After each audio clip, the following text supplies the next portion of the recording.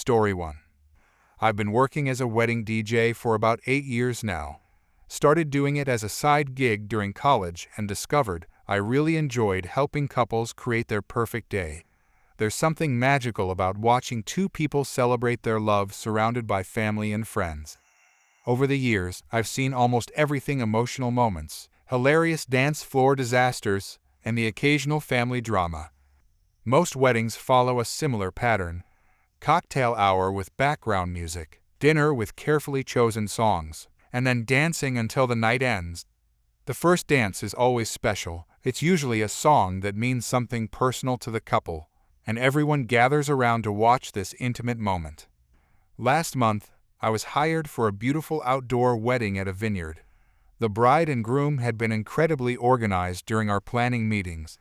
They provided detailed timelines, specific song requests, and even backup plans in case of weather issues. Everything was mapped out perfectly. The ceremony went off without a hitch. The weather was perfect, the bride looked stunning, and the groom actually teared up during the vows. During cocktail hour, guests mingled while I played the jazz standards the couple had requested. Everyone seemed relaxed and happy. During dinner, I noticed one guest who seemed particularly interested in my setup. She kept walking over to look at my equipment and asking detailed questions about the sound system. She mentioned she used to sing in her church choir and had professional experience with microphones. "Karen, that's quite a setup you have there." "Me, thanks, it gets the job done." "Karen, I used to perform professionally. Well, semi-professionally. I sang at several church events." "Me, that's nice. Are you enjoying the wedding?" Karen, "Oh yes, though I think the music choices could be improved. The bride has interesting taste." I found that comment a bit odd, but some people have strong opinions about music. I just smiled and continued my prep work for the reception. After dinner, it was time for the first dance. The bride and groom had chosen a classic romantic ballad that clearly meant something special to them. I'd seen them practice this dance during our rehearsal, and they were both excited about the moment. I made the announcement, and the happy couple took the floor. About 30 seconds into their song, Karen appeared at my DJ booth. "Karen, excuse me, you need to stop the music." "Me, I'm sorry, what?" "Karen, this song is all wrong for a first dance. I have a much better choice."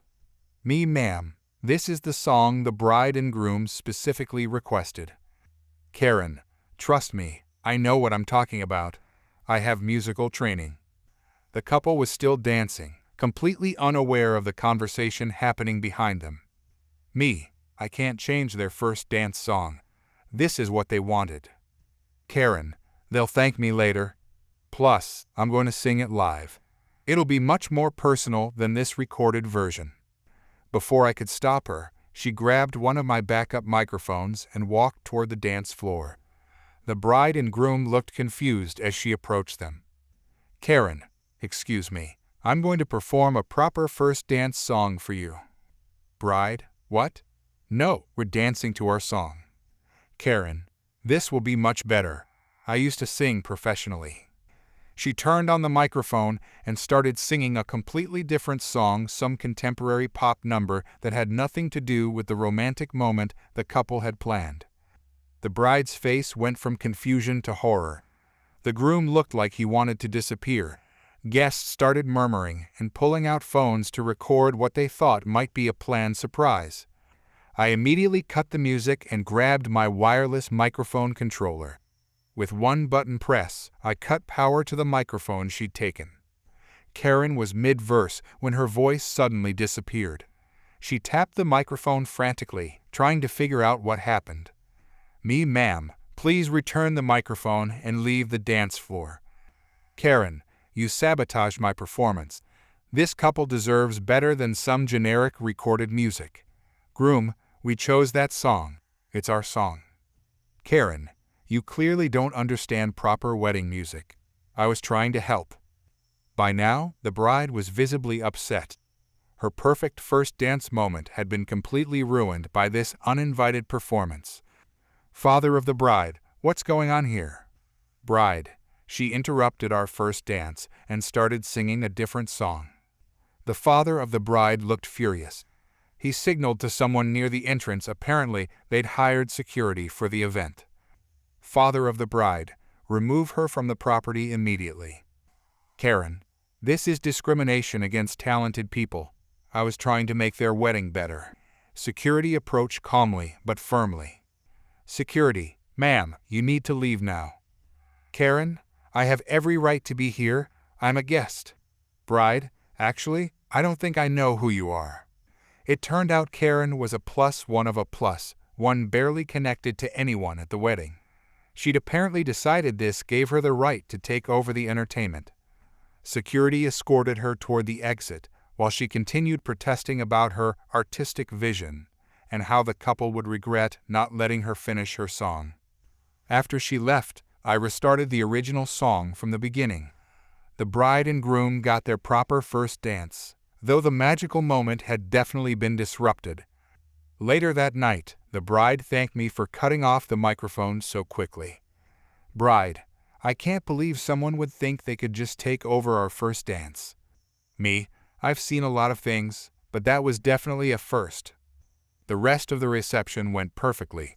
The couple got their dream wedding, just with one very memorable interruption that they'll probably be talking about for years. Story 2. I volunteer every summer at our town's annual music festival. It's been a tradition for the past 8 years, and I genuinely love being part of it. The festival brings together local musicians, food vendors, and families for 3 days of outdoor concerts in the city park. My job is usually helping with setup, crowd control, and making sure people have a good time. This year, they put me in charge of the seating area for the main stage. We set up about 200 folding chairs in neat rows on the grass, with the front rows closest to the stage being first come, first served. It's a pretty simple system that works well most of the time. People show up, find a seat, and enjoy the music. The festival policy is clear about seating. You can save one chair for a spouse or partner who's getting food or using the restroom, but you can't reserve entire rows or hold multiple seats for extended periods. We learned this rule the hard way after years of people trying to claim whole sections for groups that never showed up.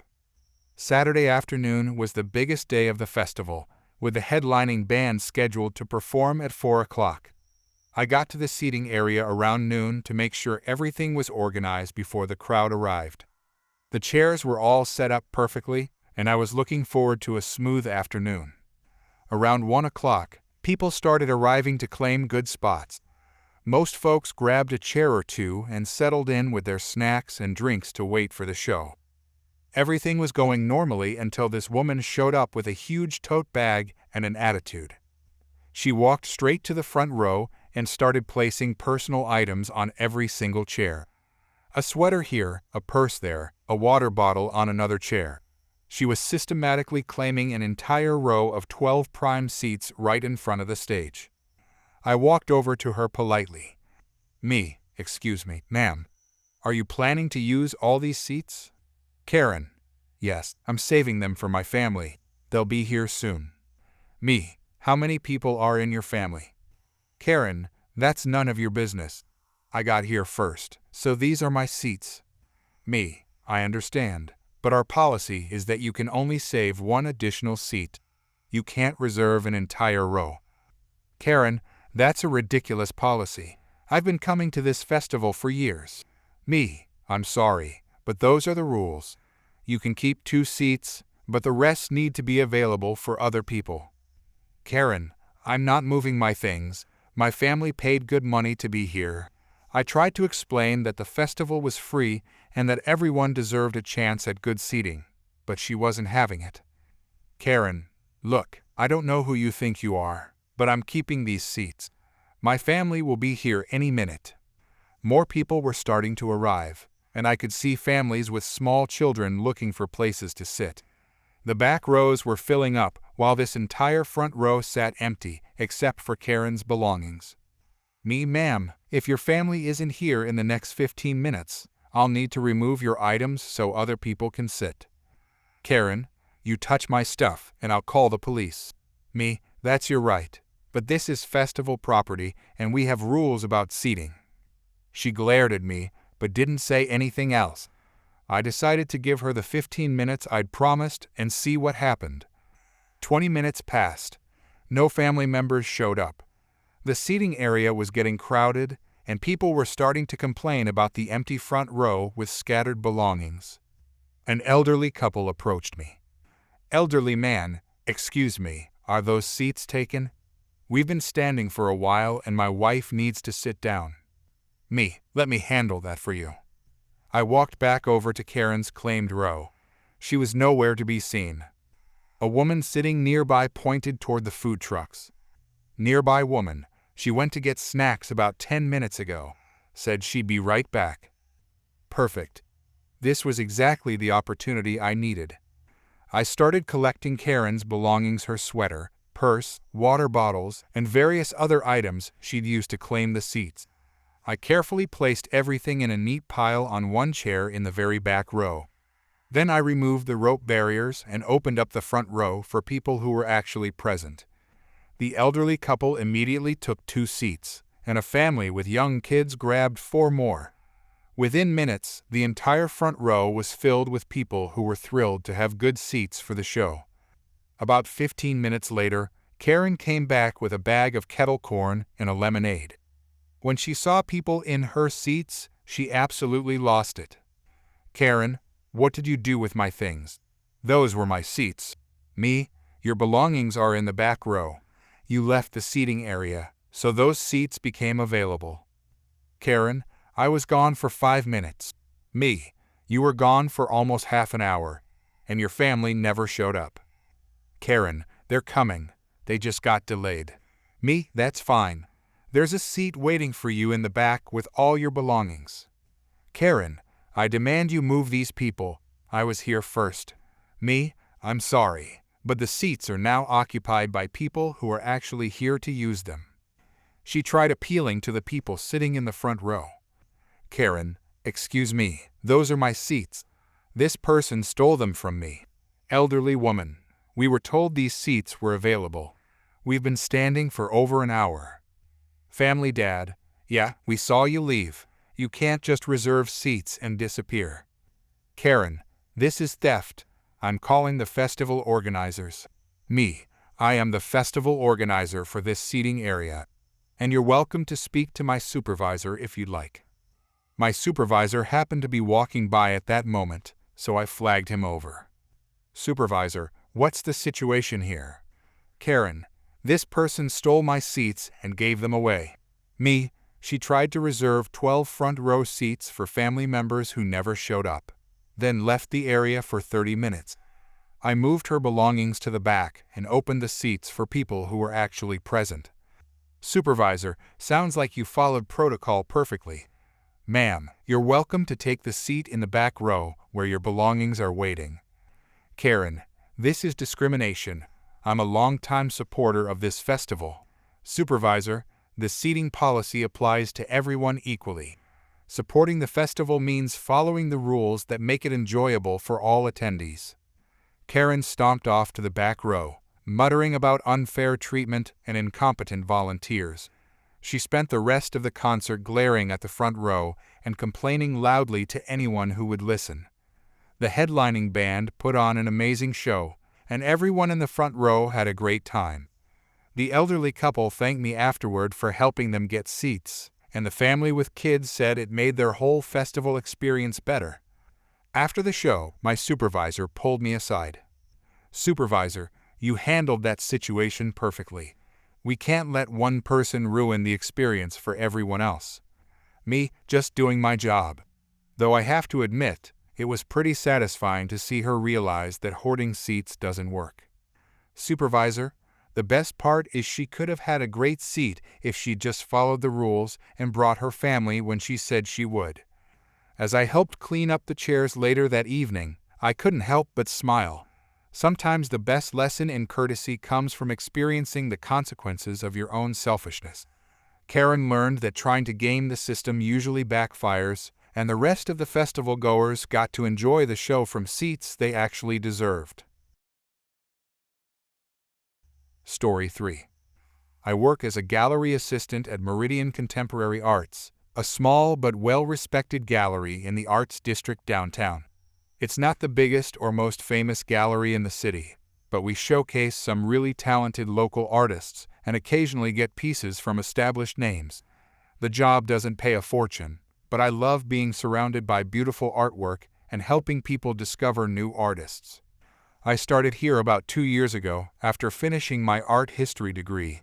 The gallery owner hired me because I'm passionate about art and good with people. Plus, I needed the experience to eventually work my way up in the art world.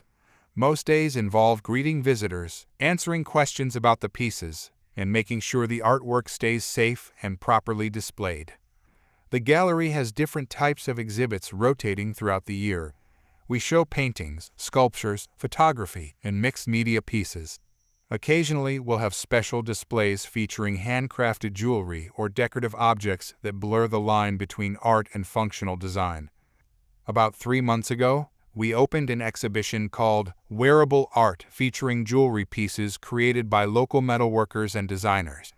These weren't just regular jewelry items you'd find in a store, they were one-of-a-kind artistic creations made with precious metals, unique stones, and innovative design techniques. The centerpiece of the exhibition was this stunning silver necklace created by an artist who specialized in intricate metalwork. The piece featured delicate silver chains woven together with small gemstones and took the artist over 6 months to complete. It was priced at $8,000, which was reasonable considering the craftsmanship and materials involved. Like all valuable pieces in our gallery, the necklace was displayed in a locked glass case with proper lighting and security features. We take protection of artwork seriously because many pieces are irreplaceable and worth substantial amounts of money. Most visitors understand that gallery pieces are meant to be viewed and appreciated, not touched or handled. We have clear signs posted throughout the space explaining our policies about not touching artwork or display cases. The insurance requirements alone make it necessary to maintain strict security protocols. But some people seem to think that art galleries work like retail stores where you can try things on before buying. They don't understand that these are artistic pieces, often one-of-a-kind creations that require special handling and care. That lack of understanding became a problem when this middle-aged woman started visiting our gallery regularly. She'd come in during weekday afternoons when foot traffic was lighter, and she always seemed particularly interested in the jewelry display. "Karen, can I see that necklace up close?" Me, absolutely. It's a beautiful piece. The artist used a traditional metalworking technique that takes years to master. Karen, no, can I actually hold it? Try it on? Me, I'm sorry, but we can't remove pieces from the display cases for trying on. This is an art gallery, not a jewelry store. Karen, but how am I supposed to know if I want to buy it if I can't see how it looks on me? I explained that serious art collectors typically make purchasing decisions based on the artistic merit and craftsmanship of a piece, not necessarily how it looks when worn. Many people buy art jewelry as collectible pieces rather than everyday accessories. Karen, that's ridiculous. Nobody spends that much money without trying something on first. Me, if you're seriously interested in purchasing the piece, I can arrange for you to speak with the gallery owner about a private viewing. Karen, I shouldn't need a special appointment just to try on a necklace. She kept coming back over the next few weeks, always asking the same questions about trying on the necklace. Each time, I politely explained our policies and offered to arrange a consultation with the gallery owner if she was genuinely interested in making a purchase. But she never followed through on setting up a meeting. She seemed more interested in arguing about our policies than actually learning about the artwork or the artist who created it. Karen, this is terrible customer service. Every jewelry store lets you try things on. Me, this isn't a jewelry store. It's an art gallery. The pieces here are artistic creations, not retail merchandise. Karen, art, jewelry, what's the difference? If it's something you wear, people should be able to try it on. I tried explaining the difference between mass-produced retail jewelry and handcrafted art pieces, But she wasn't interested in understanding the distinction. In her mind, anything that could be worn should be available for trying on regardless of its artistic or monetary value. Last Tuesday afternoon, I was in the back office updating our exhibition records when I heard a strange scratching sound coming from the main gallery space. It was a metallic scraping noise that definitely didn't belong in a quiet art gallery. I walked out to investigate and found Karen crouched next to the jewelry display case with her car keys in her hand. She was trying to pry open the lock mechanism on the side of the case, completely oblivious to how inappropriate and illegal her behavior was. "Me, ma'am, what are you doing?" "Karen, just trying to get a better look at that necklace. This case is locked for some reason." "Me, of course it's locked. All our valuable pieces are secured in locked display cases." "Karen, well, how am I supposed to try it on if I can't get to it?" She had actually scratched the metal around the lock with her keys, leaving visible marks on the display case. The scraping sound I'd heard was her attempting to force the locking mechanism. "Me, you can't try it on, and you definitely can't try to break into our display cases." "Karen, I'm not breaking anything. I'm just trying to open it." "Me, using car keys to pry open a locked display case is absolutely breaking and entering. I need you to step away from the case immediately." "Karen, you're being completely unreasonable. I'm a paying customer." "Me, you haven't paid for anything. And even if you had, that wouldn't give you the right to damage our display equipment." I could see scratches and small dents where she'd been working at the lock with her keys. The damage wasn't severe, but it was definitely noticeable and would need to be repaired. "Karen, fine, then get someone with a key to open it for me." "Me, that's not going to happen. I'm calling security." "Karen, security? For what? I didn't do anything wrong." "Me, you attempted to break into a secured display case containing valuable artwork. I called our security company, which provides monitoring and emergency response for several galleries in the area. They take art theft and attempted theft very seriously because gallery pieces are often targets for criminals. While we waited for security to arrive, Karen kept insisting that she'd done nothing wrong and that any reasonable business would let customers examine merchandise before purchasing." "Karen, this is all a big misunderstanding. I was just trying to get a better look." "Me, with car keys? By forcing open a locked case?" "Karen, the case was already damaged. I was just checking to see if it would open." That was obviously not true since I'd seen her actively scratching at the lock mechanism. The security guard arrived within 10 minutes and reviewed the situation. "Security guard, ma'am, did you attempt to open this display case without permission?" "Karen, I was just looking at the jewelry. There's nothing wrong with that." "Security guard, using tools to try to open a locked case is attempted burglary." The security guard documented the damage to the display case and took photos of the scratches around the lock. He also noted that Karen still had her car keys in her hand when he arrived. "Karen, this is harassment. I'm a legitimate customer who was interested in buying something." "Security guard, legitimate customers don't try to pry open locked display cases." "Karen, how else was I supposed to see the necklace properly?" "Security guard, by asking gallery staff to provide information about the piece, which is what normal visitors do." The security guard explained that her behavior constituted attempted theft and that the gallery would be filing a report with local police. Even though she hadn't actually gotten the case open or stolen anything, the attempt itself was a crime. "Karen, you can't prove I was trying to steal anything. I just wanted to try it on." "Security guard, your intentions don't matter. Using tools to force open a secured display is illegal regardless of why you did it." The gallery owner arrived shortly after and reviewed the situation. He was particularly upset about the damage to the display case, which would need professional repair and could affect how we present artwork in the future.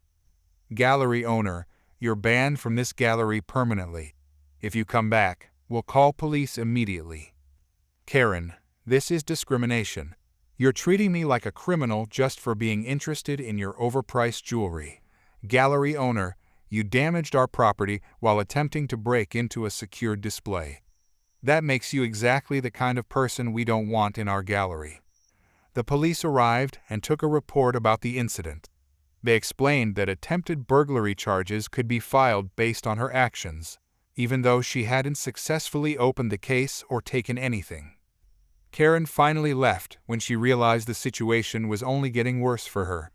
She kept muttering about poor customer service and unreasonable policies, completely missing the point that art galleries aren't retail stores. We had to close the jewelry exhibition early to repair the damaged display case. The scratch marks were visible enough that they distracted from the artwork, and we couldn't risk having other visitors think our security was compromised. The incident taught me that some people have absolutely no understanding of appropriate behavior in cultural institutions. They think every space should cater to their personal convenience, regardless of the purpose or value of what's being displayed. Story 4.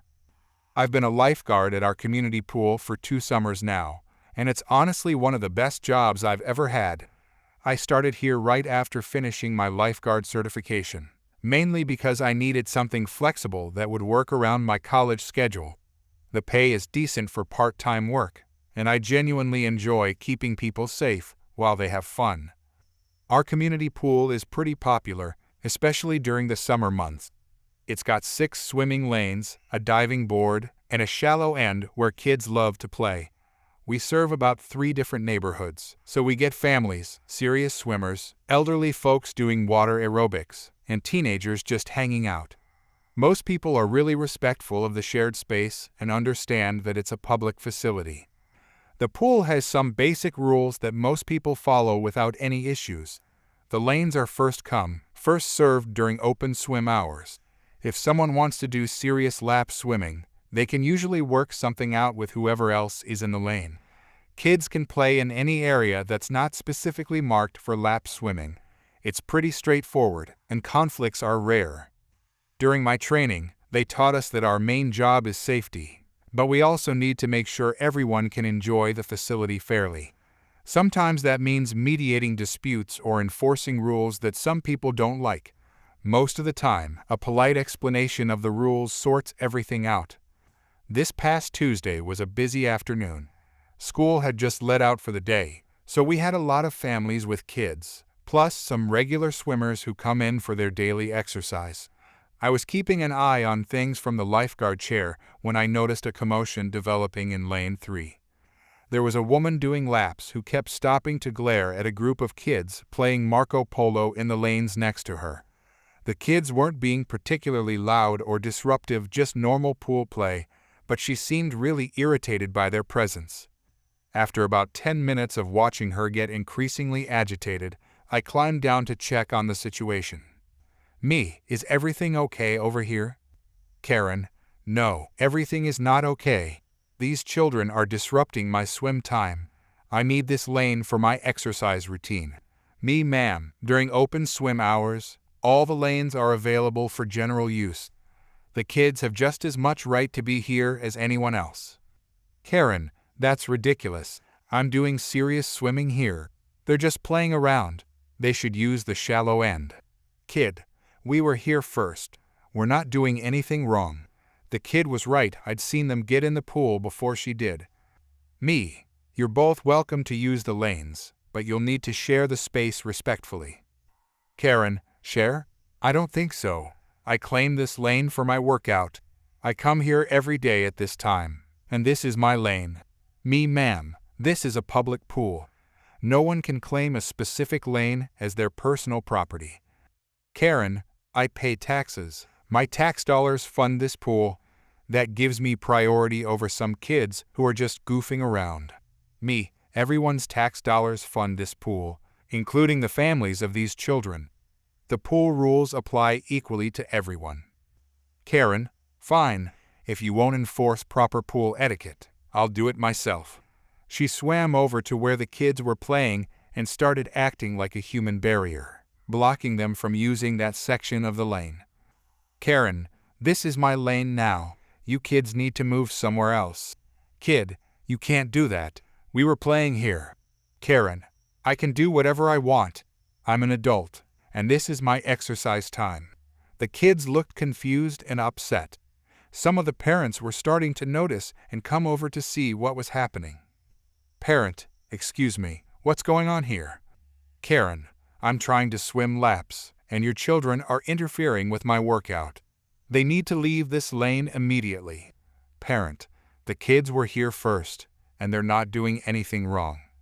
Karen, I don't care who is here first. Swimming laps takes priority over playing games. Me, ma'am, that's not how our pool rules work. I need you to share the space or choose a different lane. Karen, no, I refuse to move. This is discrimination against serious swimmers. She positioned herself right in the middle of the lane and refused to budge. The kids couldn't continue their game, and other swimmers were starting to avoid the area entirely. Me, ma'am, if you continue to monopolize the lane and prevent other patrons from using the pool, I'll have to take action. Karen, what are you going to do? You can't make me leave. I have every right to be here. Me, you're right. You do have the right to use the pool. But so does everyone else. I walked back to the lifeguard station and made an announcement over the loudspeaker. Me, attention pool patrons. Due to a safety concern, we are implementing a temporary pool closure for cleaning and maintenance. All swimmers must exit the pool immediately. The pool will reopen in 30 minutes. Karen, what? You can't close the pool. I'm in the middle of my workout. Me, ma'am, everyone needs to exit the pool. No exceptions. Karen, this is because of me, isn't it? You're punishing everyone because I won't give up my lane. Me, this is a safety closure. All patrons must comply. The other swimmers and families started getting out of the pool, most of them looking annoyed. Several parents were giving Karen dirty looks as they gathered up their kids and belongings. Parent, thanks a lot. Now our kids can't swim because you couldn't share. Karen, this isn't my fault. The lifeguard is being unreasonable. Another parent, you're the one who claimed a public lane as your personal property. Karen, I have rights. I pay taxes. Parent, so do we. And now our kids are being punished because you couldn't act like an adult. As more people left the pool area, Karen found herself standing alone on the pool deck, facing about 20 angry families whose day had been ruined by her behavior. Karen, fine, I'm leaving. This pool is terribly managed anyway. Me, thank you, ma'am. Have a good day. She stormed off, muttering about discrimination and poor customer service. Once she was gone, I reopened the pool 20 minutes early. Me, pool is now open. Sorry for the inconvenience, everyone. The kids cheered and jumped back in, immediately resuming their game in lane 3. Several parents came over to thank me for handling the situation. Parent, that was brilliant. She couldn't argue with a safety closure. Me, sometimes you have to get creative with problem customers.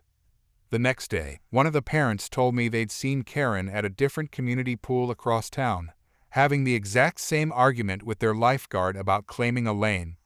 Some people never learn, but at least she was someone else's problem now.